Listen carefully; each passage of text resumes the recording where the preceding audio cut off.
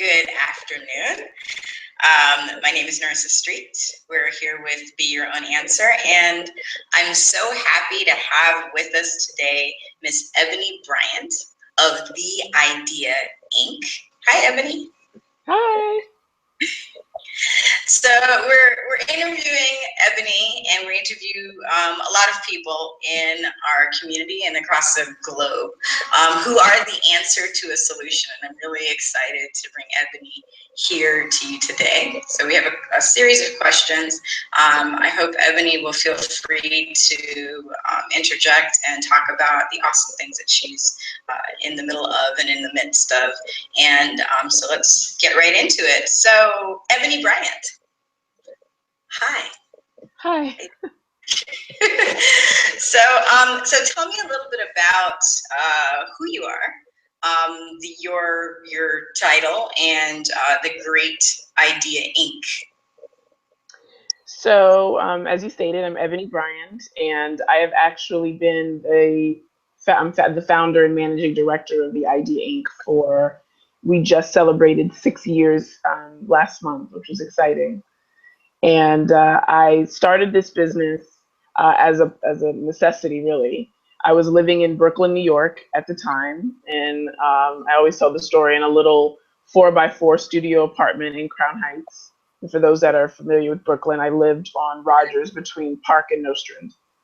Park between Rogers and Nostrand, and I was working on Wall Street and kind of living the New York dream that people talk about often. I'm from there originally and moved after college, where I graduated with a degree in organizational communication.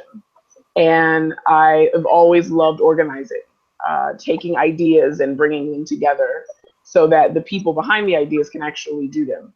And so I did that for corporate America for a number of years. The last time I was in corporate America was in 2007, 8. And I was laid off. I was working on Wall Street, as I mentioned, for a financial publishing company, and they laid me off. And I tell the story that I felt like I had this kind of out of body experience where I thought, I don't know what I'm going to do with myself. I'm not going home. I'm not moving back to Florida, and I'm lived here. I've made a life for myself here in New York. What am I going to do? And at the time, I had another business, Bells and Bulls, where I was doing organizational development and business development for fashion designers coming out of FIT in Parsons, New York. And that business had been around for about 2.5 years with my business partner, Jo Morris. She's originally from the UK, and we met actually at the job on Wall Street. And I was laid off and needed to make a living, and the business at the time wasn't making enough for me to be able to sustain myself. And so the Idea Inc. came because I knew what I was really good at, which was someone coming to me with a problem or a business problem or an idea that they have, and they didn't have the tools, the know-how. It wasn't their lane to be able to do all of the business management that it takes in order for a business to run. And so that's the necessity is the mother of invention. That was the case for me. I needed to work. I needed to live. And at that point, I walked out of this building on 55 Broad Street, right off of Wall Street, and cried for maybe 10 minutes, and then got on the 4 or 5 train to Brooklyn. And on that train ride, I said I would never work for another person again. And that was, 8 years ago now. That's fantastic. So I think a lot of people, when something like that happens to them, they do what you did, which is like the, oh my God, and the shock. But what enabled you to bounce back so quickly?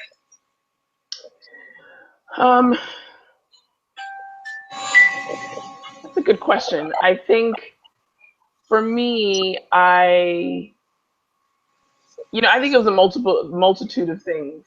One of which is, I don't know that I've ever been the kind of person, and I don't know that I'll ever be the kind of person that doesn't really take what life brings to you. Some people say what life throws at you, but it has a negative connotation to it. I don't know that life sees things, the universe, God, whatever you call it, as good or bad that way. I think we put labels on it and determine it's bad, and sometimes it does. If someone dies, there's a divorce.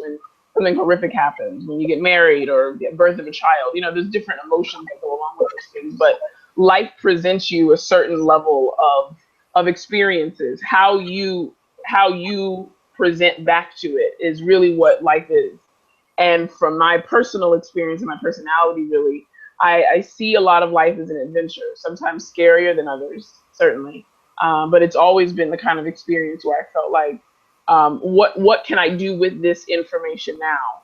And so for me, even in my 20s, I've always been kind of a daredevil. I kind of moved to New York on a whim. A friend of mine from childhood said, "Oh, you should move back," and I bought a one-way ticket.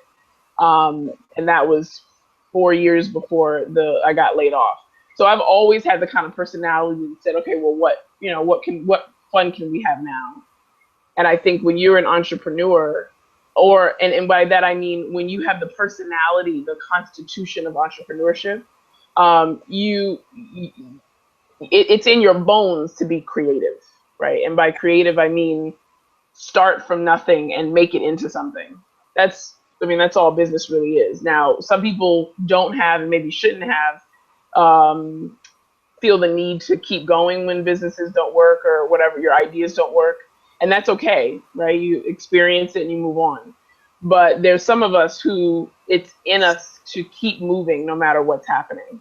And so that's always just been what led me. And that's the reason why I was able to use your words, bounce back, is I felt like this was just an adventure that I needed to take on. So that was the first. And I think secondly, I was in my 20s, and most of us are kind of, stupid, whatever. You'll figure it out. You'll build as it goes, and that was certainly me. I just kind of took the bull by the horns and kept moving. So it's good that you talk about a particular daredevil personality, taking the bull by the horns. Do you, as somebody who works with entrepreneurs, do you believe that entrepreneurship and kind of the mindset around that is something that is, ingrained, or can you build your skill set around a daredevil nature? Can you build that into your personality if that's not your natural leaning? Well, I'll answer that in three ways. One, I don't know that everyone is born with what it takes to have what it takes to be an entrepreneur. It is not a linear process. It does not, 1 + 1 does not always equal 2. A lot of the times it doesn't. And sometimes you can read all of the books and articles and get all of the advice and take all of the seminars you can, and it still doesn't necessarily add up the way you think that it should. And so I'll say, number one, when you want to be an entrepreneur, which means when someone else is not telling you what to do and paying you to do it, you're working for somebody else's mission, you are charting your own territory. You're living in the unknown constantly. And there's ways to minimize the fear around that and to kind of step into the known. But a lot of the time that's not possible. And so I would say, no, you don't necessarily have to be born with it, but I think that you have to have the kind of mental prowess to be able to ground yourself in the unknown that goes along with being an entrepreneur. Two, I'll say, for those of us that do feel like they were born, and my grandmother sold clothes in Manhattan when I was growing up. My father sold African American art. My grandfather was a photographer. I come from a lineage, if you will, of people who kind of strike out on their own, like so many of us, right? And I think so in some ways I was bred to and kind of told my whole life, no matter what you do, always have your own. And so I think that some of that is the kind of the nature versus nurture conversation, which I don't know enough about to say what is definitively an entrepreneurship personality. But I do think that whether you're taught or you're born that way, I think it's important for people who think they want to be an entrepreneur to test it out a little bit. If you're working for X government agency, or you're a teacher or a police officer, and you have an idea about something that you think solves a problem or ups the ante on some opportunity in your community that you think can be shaped into a business, I would test that first. Keep your job as a police officer or an educator and test that out a bit. and at the same time, push yourself a little bit into that unknown space so that you can really understand what it looks like to be in an unknown area all the time. And I'll say three, I'm facilitating and bringing together nonprofit organizations and for-profit organizations for Millennial Leaders Workshop later on in the summer, which you know about, on July 29th and 30th. And I'm bringing all of these different people from around the country to talk to entrepreneurs to get tangible resources. Sales, investors will be there, communication expert, business attorney, someone to talk from conscious capitalism, talk about becoming a B corporation, because I want people who are business owners, who I think they want to be business owners, to really see what it takes. That it's more than just an idea. Your dreams are wonderful. They ignite the fire. But what this workshop does, and what I think people really want to think about in general, is how do you bring these different pieces together, people together, organizations together, to build your idea, your brand, your business, whatever you want to call it. How do you really make it sustainable so that it works for you? And I think that for me, that my advice to people about entrepreneurship after doing it for almost 10 years now is know what you love, test that up against whether you want to do what you love for a living. That should not and is not always the case for everyone. Oh, very much so. Yeah, awesome. and I think that that's so important. And I'll say three, and I'll go back. And three, I think when you are an entrepreneur and a business owner and a community change maker, you want to think really by doing this, because when it gets tough, there was a bit of a clip. You want to think? Go ahead again. You want to think about why am I doing this? Because when things get really tough, and they do get very, very, very tough, you have to think about, is this something that I am willing to do? And you don't know that until you experientially move into it.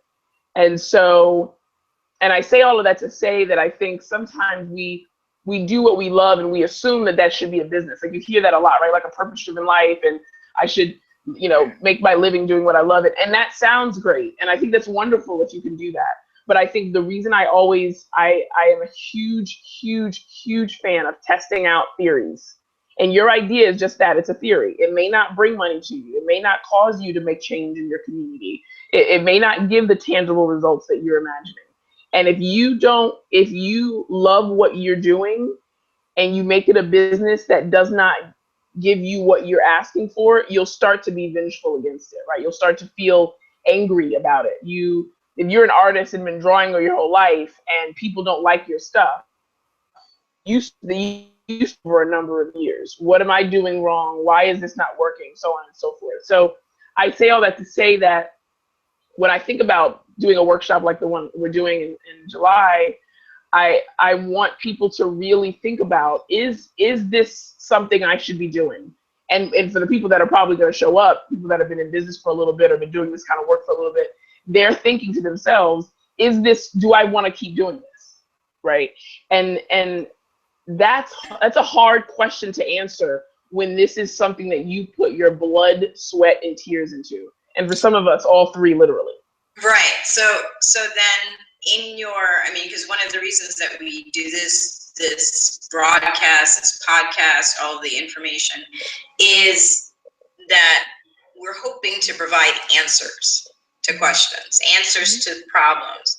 So the problem of pursuing passion in an unsustainable way, because I think that sounds uniquely, and one of the reasons I was really interested in talking to you is that is what tends to happen. That's something that I've seen a lot, especially people who have a great mission, but it's just in the way that they're doing it, it's not sustainable, or it just doesn't have a broader audience, or and so you see the burnout, you see people get frustrated with work that they have passion for.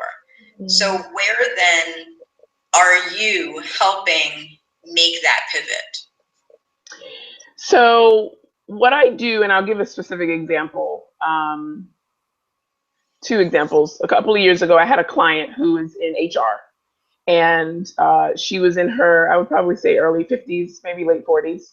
She was living in Harlem and been in HR for a number of years, financially doing very well for herself, and but felt like so many of us, regardless of age, unfulfilled.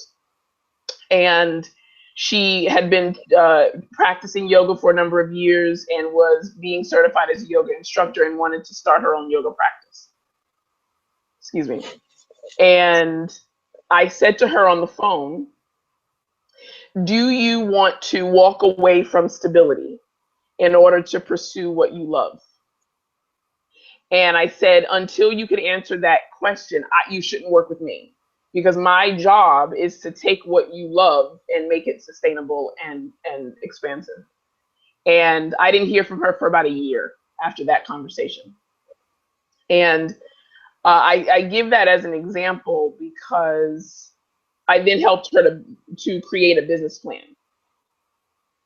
And the reason I bring up business plan is I think a lot of times, especially in this kind of progressive millennial frame mindset that where a lot of us are in, whether you're millennial or not, is we want to put aside kind of traditional business acumen and tactics. Yeah. Right. And I think that there's a huge mistake in that, and that goes on a broader context too, right? We want to totally discredit everything that's been done before our time because now we know the answer, right? And that's simply inaccurate. There is something to be said for what our mothers and our fathers and our grandparents did before we got here. And one of those things that seem to be antiquated for a lot of people that I meet with are business plans.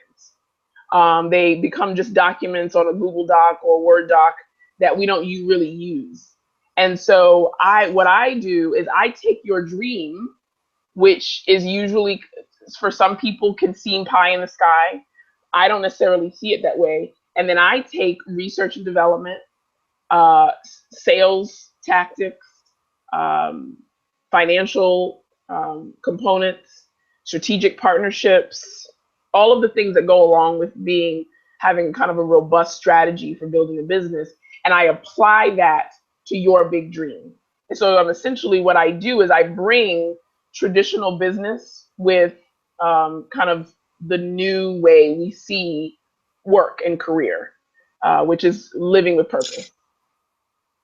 So that sounds amazing. It sounds like the perfect melding of living in your passion and then working a business. But then there is that thing, going back to the personality, entrepreneur's personality. In order to execute a business plan, you need to be a business person. Yep. So yeah, so to use the example of the woman, to use the example of the woman in Harlem, one of the question I asked her was a part of a larger what we would call it like a diagnostic, and the diagnostic is an analysis not of the business idea, but of the person. And so I have a 5 to 7 page analysis questionnaire, if you will, of the person and whether based on my experience and research work that I've done through my work with University of Pennsylvania or being certified through NYU, I have developed a questionnaire that helps people to determine, because I can't tell you whether you should be a business owner or what I want to. But this questionnaire says together, we work on it together for about 2 or 3 sessions, and to decide whether this is something that you either should still do, because sometimes people's personality shifts. If you get married and have children, maybe as a father, you don't want to work for your business anymore, right? Maybe when you were in your early 30s, it worked, but now you have 2 kids and you don't really want to focus on a new idea. That's so key. That is so key. Yes, go ahead. So I think that people you essentially have to self-diagnose, right? Like I can give you suggestions, but as a consultant and strategist and implementer, my work really personally is to help you to, and to be cheeky here, I hate to do this, but to be your own answer, right? Like you have to decide whether this is something that you can do, right? I can't help you determine what your life should look like, nor should you ever, in my opinion, want someone to do that for you. But I think what happens is people are so desperate for answers, and more than that, they want to make the right answers. They want to make the right decisions, and so they want to hire someone like me or another business consultant to give them the answer. I am very straight up from off the top. I'm not going to tell you what to do. I'm not a coach or a consultant in that way. Coaches give you more, point you to the direction, but I'm not that person. I am more giving you the questions to ask yourself. We do it together. And then where my excitement comes in is when you can say, yes, it's something I'm still interested in doing. Now what? And that person to me is usually a millennial leader. He or she is usually clear that this is what they're meant to do. They do have the personality of an entrepreneur. Go get it. They're not afraid of the no. They are aware of what their shadow is. So, for example, in my case, I can be a bull in the china shop. I'm very militant. When it comes to my work, I am very focused. But that can also be a blind spot when you're trying to communicate to people. So anyway, knowing what your shadow is, knowing what your strengths are, knowing how you value yourself or don't, right? Like those are the things that I'm asking in those first few meetings to be able to determine, are you the kind of entrepreneur that I can work with? Because for me, I think, especially in our generation, we were raised, I would dare say, especially women, to be fiercely independent, to strike on our own, to save your own money, to do all of that, which is wonderful. But I think we also need to think about whether that applies to entrepreneurship, because when you're an entrepreneur, you're told no all of the time. Worse yet, you don't get answers. How many emails do we send out with people not saying anything to us? Right? It's so amazing. As a creative person, they tend to be sensitive, and there's this whole series of research talking about the psychology of rejection and things like that. When if you look at it from a business standpoint, it's just, these are the numbers. You got to put out 100 to get 10 responses. That's you got to follow up with 10 to get 3. That's it. And I think, a lot of people, I think I would always boil down the successes I've had over the years to 3 things. 1, research. I think it's very important to know your data. 2, a deep sense of purpose. So for me, that's a connection with God. That is obviously not everyone's walk. That's fine. But some sense that directs you, that's beyond your kind of egoic mind, right? And lastly, and in my opinion, one of the most important pieces to anything you do in life, whether it's entrepreneurship or not, but obviously the work I do is entrepreneurial and leadership based, is persistence. You have to be willing to keep going. It will eventually work. Everyone has said it. It is absolutely the case for me. You have to be, every cliche you've ever heard is very real. When you get knocked down, and that's not knocked down from like a small step stool, right? That's like knocked down from a 3rd-story window, right? The wind got knocked out of you, broke a bone or 2, you're in pain. That is what sometimes the no's feel like. I worked damn hard to get this proposal to this person. We had 3 meetings. I met the person. I stayed up till 3 o'clock in the morning to do X, Y, Z, and I got the no, right?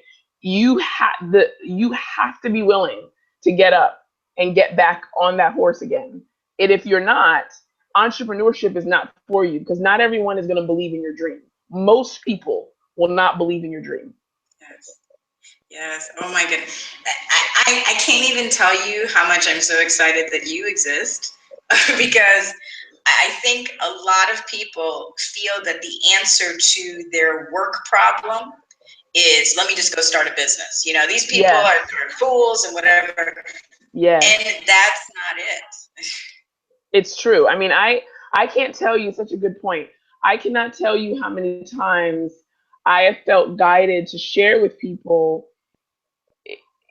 if you think entrepreneurship, having a business, is the answer to the boss you hate, you don't want to be an entrepreneur.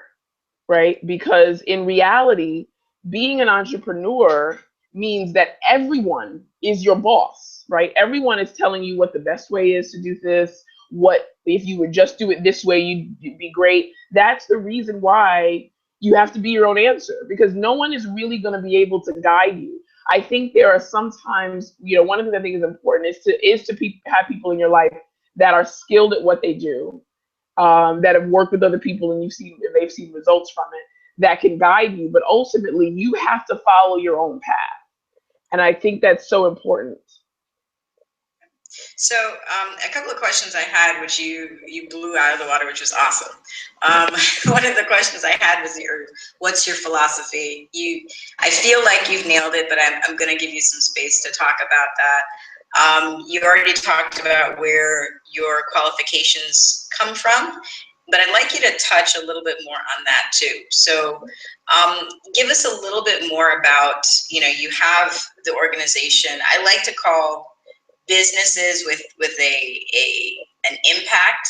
I call them organizations only because I feel like it gives it a larger feeling, a larger, but talk a little bit more about the philosophy that drives the Idea Inc., but I want you to kind of drill down on it. And then what do you think makes you qualified to lead this experience that you have coming up in July? Okay. So from a philosophical perspective, I my guiding principle in life is collaboration, togetherness, however you want to word that. And so the Idea Inc. was birthed out of the idea that you should never go it alone. And and in a lot of ways, when you're a business owner, you're going it alone. No one is staying up with you to be able to build your business the way you will. And so my guiding principle as a whole is to bring people together so that we can evolve together.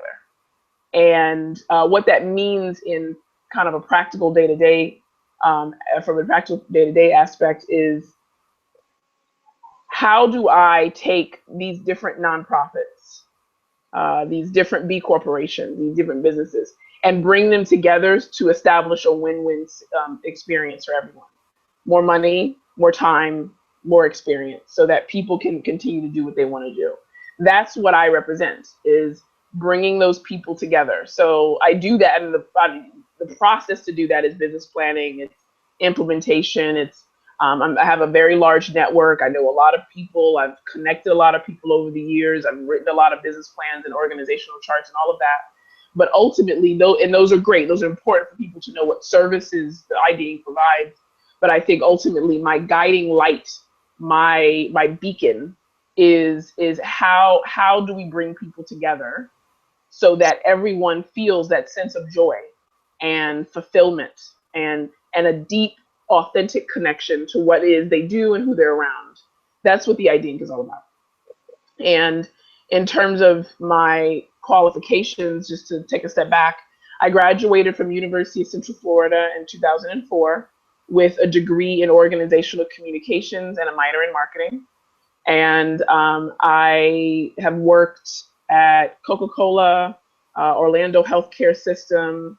I worked for many business-to-business publications over the year, managing six-figure budgets, no budget, six-figure budgets up to $1 million budgets for marketing departments, with LeBar Friedman, which is a 100-year-old business-to-business publication, and publications on Wall Street. And during that time, I have been certified as an organizational consultant. So organizations have hired me to work with their leadership to determine what is their higher and deeper purpose, and how will that help them to make a sustainable impact in their world. And so my unique, I think, spin on business consulting is, what is your higher purpose and how does that help others?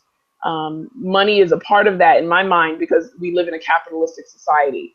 So I work with people that understand and have a healthy relationship with money. So I'm not having a conversation with you about why, as a corporation, you can still think about others and make money doing so, right? Like it doesn't have to be one or the other; it's both.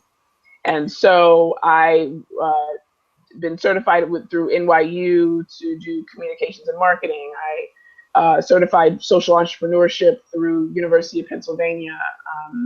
And so my expertise lends itself to entrepreneurship, but also developing, organizing, and bringing together so that wicked problems can be solved.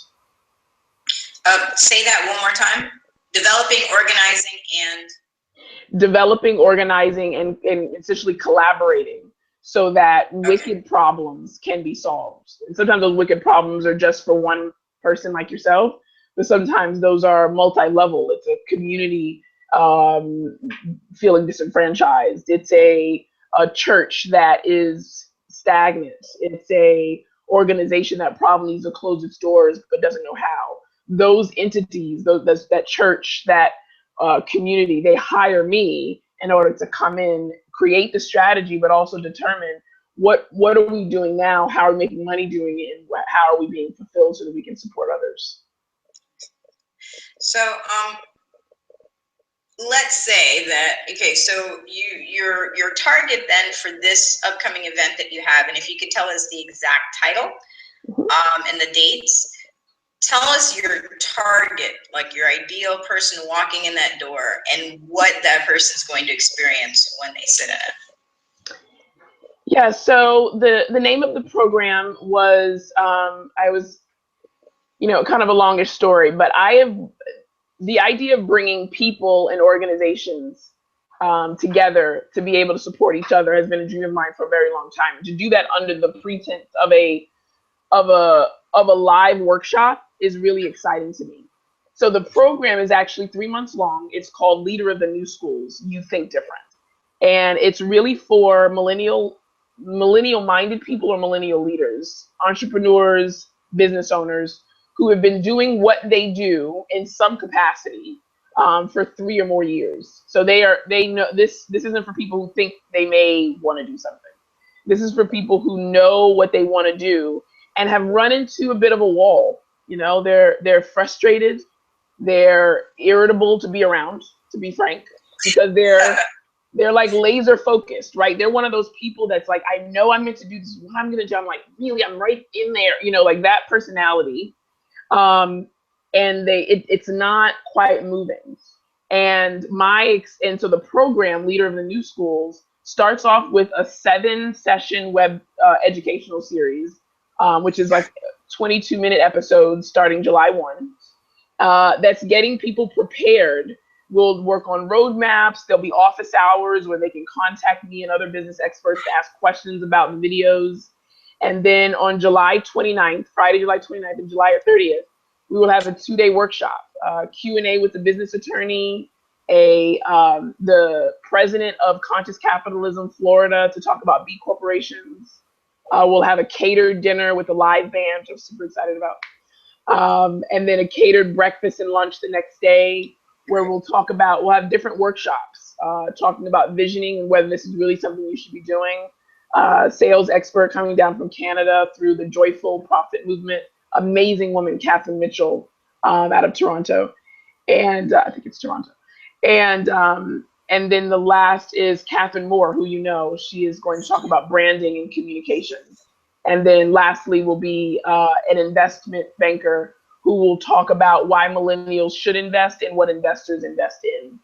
And then that will be the end of the workshop. And then after that, the final month of the program is mastermind groups to help you build on what you learned during the workshop, and one-on-one consultations with business experts.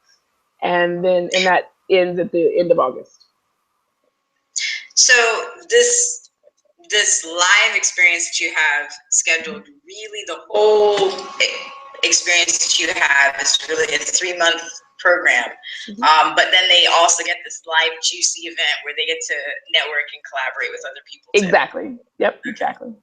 So what I really was excited about when we first talked about this program is, first of all, that it's an opportunity for social entrepreneurs, people, as you say, leaders of the new school, to get together. But also, what I'm excited about even more now is that it's kind of a truth-telling experience where a lot of times entrepreneurs, they keep moving, they've got to keep driving forward and they've got to get to a goal. And well, you didn't achieve something, so set another goal.